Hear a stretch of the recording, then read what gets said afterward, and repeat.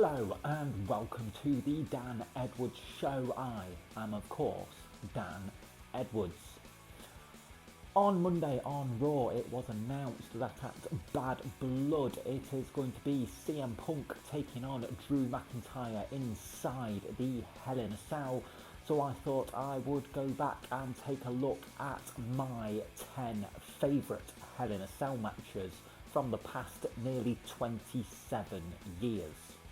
This is my opinion, so if you don't agree with it, I completely understand, but we are going to take a look through, and starting with my number 10 comes from Judgment Day 2002, and it was Triple H taking on Chris Jericho. This match was one of the first Hell in a Cell matches I ever saw, as I started watching wrestling in late 1999, and this one really was a blood feud with Jericho previously injuring Triple H in storyline, Triple H returning, winning the Rumble, beating Jericho for the title at WrestleMania, leading up to this match.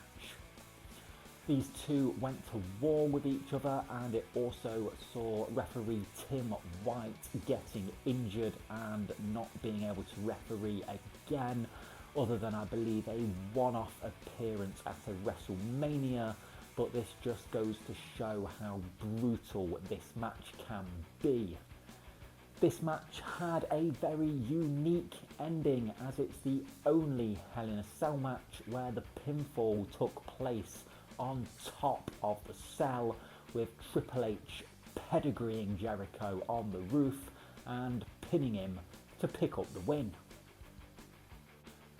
In at number 9 for me, it is from King of the Ring 1998, the most famous Hell in a Cell match, The Undertaker taking on Mankind.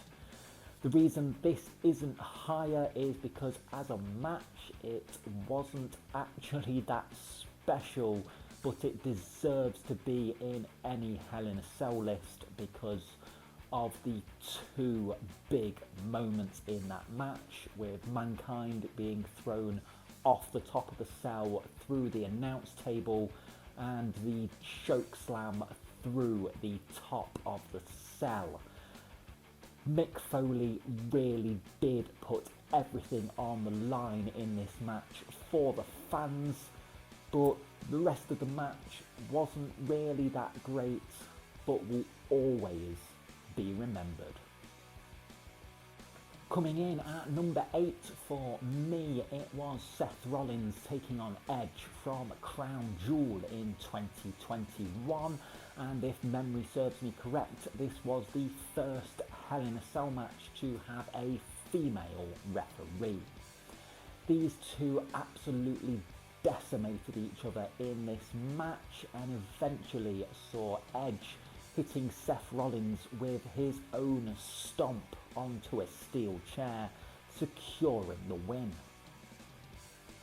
Coming in at number 7 for me was Seth Rollins challenging Kevin Owens for the Universal title at the Hell in a Cell pay-per-view in 2016. The Hell in a Cell pay-per-view did water down the match slightly, as it felt like we were just having a Hell in a Cell match for the sake of having a Hell in a Cell match, but this didn't stop these two absolutely beating the hell out of each other. What really stood out for me was the table set up at an angle on the ring apron up against the cell, and Seth Rollins powerbombing Kevin Owens through that table to the outside. That really did stand out to me and puts this at number 7. Coming in at number 6, it was Triple H versus The Undertaker, with Shawn Michaels as the special guest referee at WrestleMania 28. This was dubbed end of an era, and it was the end of a 4-year-long storyline involving Triple H, Undertaker and Shawn Michaels. This had probably the greatest near fall of the streak in total, with the super kick into a pedigree, and I truly believed the streak was over at that point. This match was outstanding, and if The Undertaker retired there and then with the streak still intact, I would not have complained.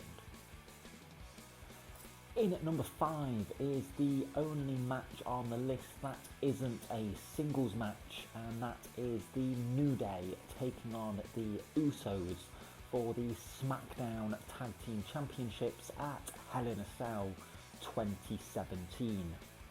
The 3 members of New Day and both the Usos really busted their asses to get tag team wrestling to feel special again. And these 2 teams went out on a pre-show to prove themselves and earned their spot leading up to this Hell in a Cell match, which did have some very unique spots in it, with a kendo stick to lock someone in the corner so they couldn't get away, Kofi Kingston on the outside giving help where he could. But really, these 2 teams absolutely blew it out of the water that night. Coming in at number 4, it is Brock Lesnar versus The Undertaker Take 2 from Hell in a Cell 2015. With Brock ending the streak at WrestleMania 30 to The Undertaker not appearing for a whole year before coming back to go after Brock.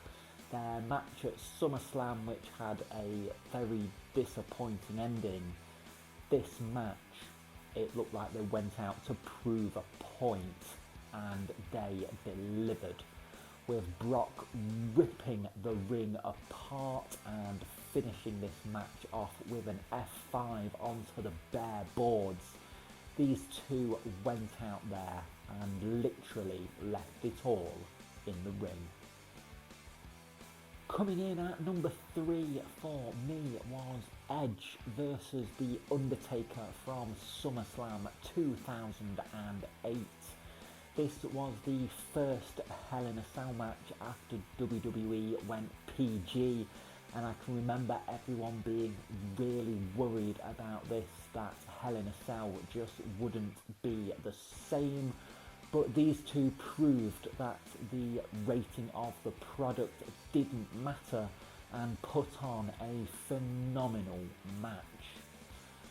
These 2 deserved a Hell in a Cell match, with their feud main eventing WrestleMania earlier in the year. All sorts of matches throughout, including a tables, ladders and chairs match, but Hell in a Cell was the only way they could end this rivalry, with The Undertaker coming out on top. Coming in at number 2 was the first ever Hell in a Cell match between Shawn Michaels and The Undertaker. Nobody knew what to expect when this match was taking place, and these 2 set the bar very high for what everyone else had to follow in the future, with the attacking the cameraman to get the cage unlocked so they could escape, Michaels falling off the top of the cell, and the ending with the debut of Kane ripping the door off the cell and tombstoning The Undertaker so that Shawn Michaels could pick up the win. These 2, like I said, set the bar very, very high. Coming in at number 1 for me is Triple H defending the WWF title against Cactus Jack at No Way Out in the year 2000, with Cactus Jack's career on the line.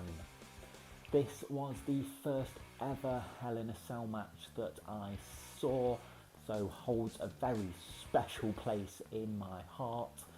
These two absolutely destroyed each other, following on from their brutal street fight at the Royal Rumble the previous month. Mick Foley going off the side of the cage, being backdropped through the top of the cell and still getting up, till eventually his career was ended with a pedigree. This was a fitting send-off for Mick Foley at the time. I know it wasn't his last match, as he wrestled at WrestleMania just 6 weeks later and then came back several times after that. But if this was the end of Mick Foley's career, it would have been a fitting send-off. Let me know what you think is the greatest Hell in a Cell match ever by leaving me a comment below. And while you're there, don't forget to like the video, share the video, hit that subscribe button, and I will see you next time right here on the Dan Edwards Show.